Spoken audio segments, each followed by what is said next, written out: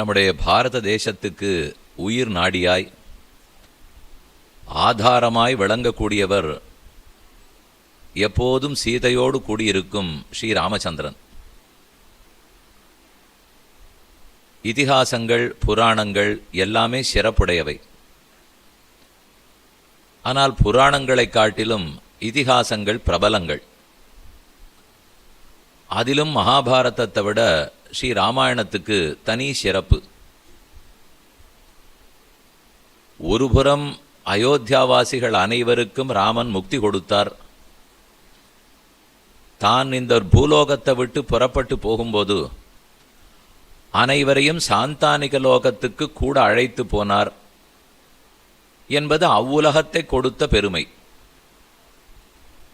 ஆனால் அதோடு நில்லாமல் நாம் ஒவ்வொருத்தருமே இந்த பூலோகத்தில் வாழும்போது எப்படி வாழ வேணும்னு வாழ்ந்து காட்டிய வள்ளல் ஸ்ரீராமச்சந்திரன். பெண்கள் எல்லாரும் எப்படி இருக்க வேணும் என்று மாதா சீதாவும், ஆண்கள் எப்படி நடந்து கொள்ள வேணும் என்று ஸ்ரீ ராமச்சந்திரனும் காட்டினார்கள்.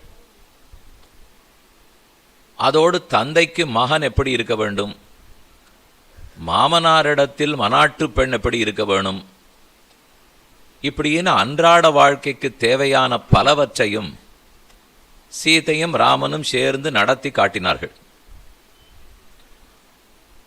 ஒருபுறம் நமக்கு தோணும், நம்முடைய குடும்பத்தில் இருக்கக்கூடிய பொறாமை, கவலை, பயம், இன்பம், துன்பம் இதெல்லாம் ராமாயணத்தை விட மகாபாரதத்தில் தானே நிறையாக இருக்கிறது.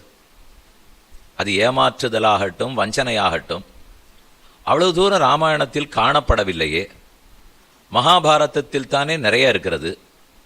அப்போ அதுதானே நமக்கு இன்னும் தர்மத்தை சொல்ல வேணும்னு தோணலாம். அதுக்கு ஒரு காரணம், நம்ம யுகத்துக்கு அருகில் இருக்கும் யுகம் மகாபாரதம் நடந்த துவாபர யுகம்.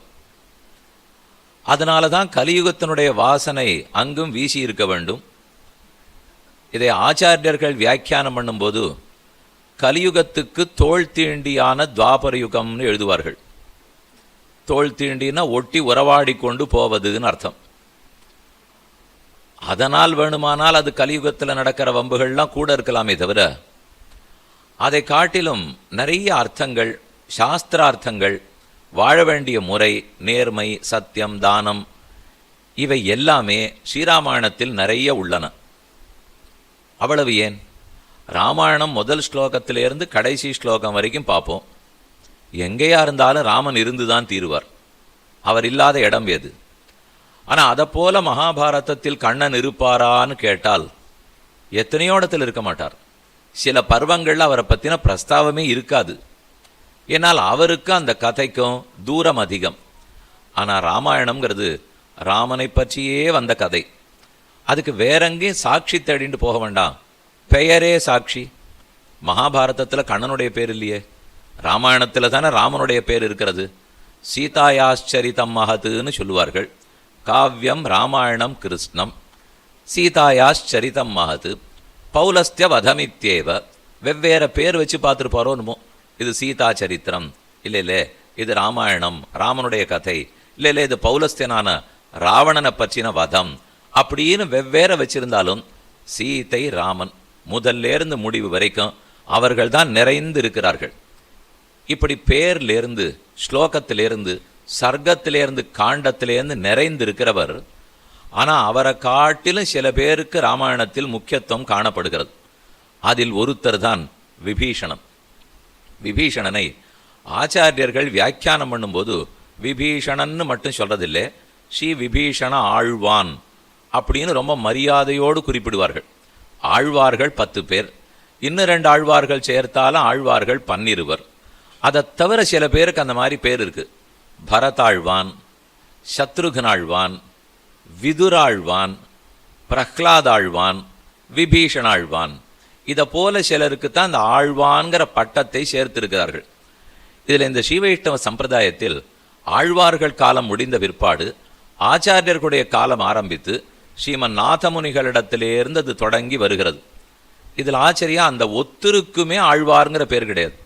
கடைசி ஆழ்வார் திருமங்கை ஆழ்வாருடைய காலம் முடிஞ்சதுனால் ஏன் நாதமுனி ஆழ்வார், ஆள வந்தார் ஆழ்வார், ராமானுஜ ஆழ்வார் சொல்லக்கூடாதனால் சொல்லுவதில்லை.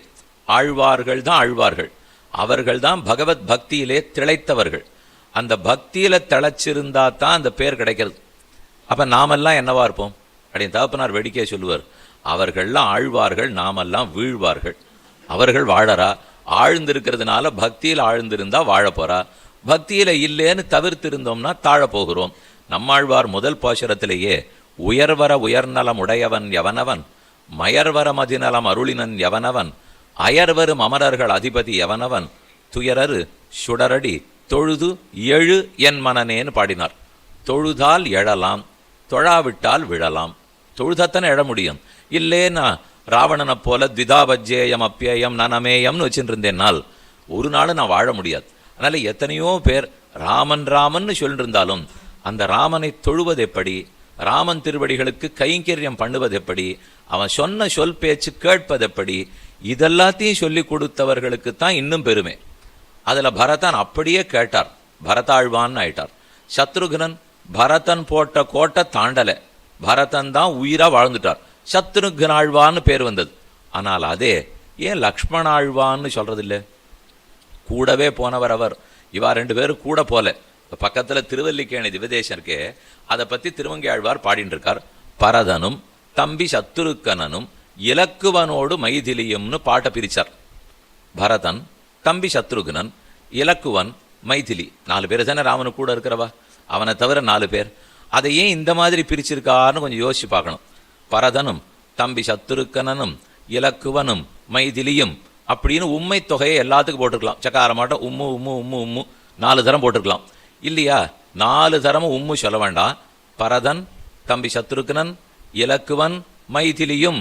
கடைசியில ஒரு உம்மு வச்சா கூட கீழே இருக்கிற எல்லாத்துக்கும் சேர்த்துக்கணும் கூட அர்த்தம் சொல்லிடலாம். ரெண்டையுமே பண்ணல ஆழ்வார். பரதனும் தம்பி சத்துருக்கனனும் இலக்குவனோடு மைதிலியும். அதை தனியா கோட்டி பிரிக்கிறார், இதை தனியா கோட்டி பிரிக்கிறார். காரணம் என்னன்னா, கூட போனவா 2 பேர் ஒரு கோட்டி, கூட போகாதவா 2 பேர் இன்னொரு கோட்டி. பரதனும் தம்பி சத்துருகனும் கூட போல, இலக்குவனோடு மைதிலியும் கூட போனார்கள். அதனாலதான் கூட போனவாளை ஒரு உம்மை போட்டு சேர்த்துட்டார், கூட போகாதவர்களுக்கு ஒரு உம்மை வச்சு சேர்த்துட்டார். அதுலேருந்தே தெரியறது பரதனும் கூட போல, சத்ருகனனும் கூட போல. கூட போகாதவர்களுக்கு ஆழ்வான்னு பட்டம், கூட போனவாளுக்கு ஆழ்வான்கிற பட்டம் இல்லை. இதை கேட்டா நமக்கு என்ன தோணுன்னா, நம்மளும் பக்தி இல்லாம இருந்து ஆழ்வான்னு பட்டம் வாங்கியுள்ளோமோ. ஏன்னா அவர்கள் கூட போனவாளுக்கே அந்த பேர் கிடைக்கல, போகாதவாளுக்கு கிடைக்கிறது என்னால் அப்படி அர்த்தம் பண்ணிக்கூடாது. கூட போய் கைங்கரியம் பண்ணவர்கள் இருவர், கூட போகாமல் கைங்கரியம் பண்ணவர்கள் இருவர்.